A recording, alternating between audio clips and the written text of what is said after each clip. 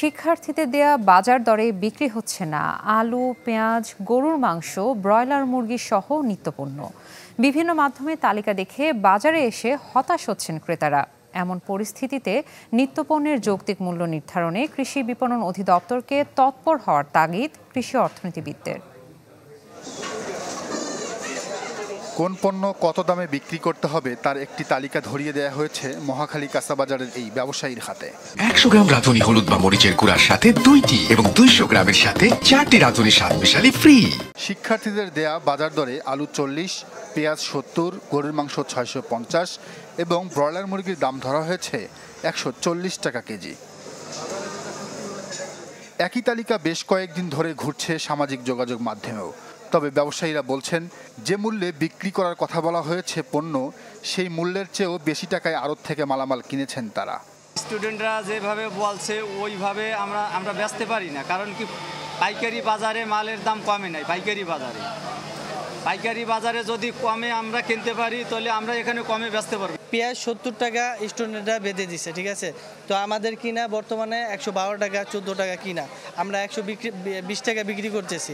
তো যখন পেঁয়াজের দাম 60 টাকা কিনতে পারবো তখন আমরা 70 টাকা বিক্রি করতে পারবো, ঠিক আছে। আমাদের তো সমস্যা নেই। বিভিন্ন মাধ্যমে তালিকা দেখে বাজারে এসে বিক্রেতাদের সাথে বাকবিতণ্ডা জড়াচ্ছেন ক্রেতাদের কেউ কেউ। এতে বিপাকে উভয় পক্ষই।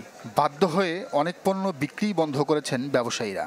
এই আলু এখনো আপনার 60 টাকা বাজারে বিক্রি হচ্ছে, তে কথাবার্তা কোনো মিল নেই। এজন্য আজকে আলু কিনা যে আমরা 52 টাকা কিনা, তারা বলতেছে আমরা 40 টাকা বেচার জন্য, কিন্তু আমরা কীভাবে বেচবো? 12 টাকা লস হয় না প্রত্যেক কেজিতে, আমরা কীভাবে বেচবো? তার লাগে আমরা আলু আজকে আনি নাই, বেশি নাই। উৎপাদক থেকে শুরু করে ক্রেতা বিক্রেতা সবার স্বার্থ রক্ষায় নিয়মিত বাজার মনিটরিংয়ের পাশাপাশি যৌক্তিক মূল্য নির্ধারণে কৃষি বিপণন অধিদপ্তরকে মাঠে নামার তাগিদ কৃষি অর্থনীতিবিদ জাহাঙ্গীর আলম খানের। যৌক্তিক মূল্য নির্ধারণ করতে হবে, এটা আমাদের মার্কেটিং ডিপার্টমেন্ট আছে, তারাও সেটা করতে পারে।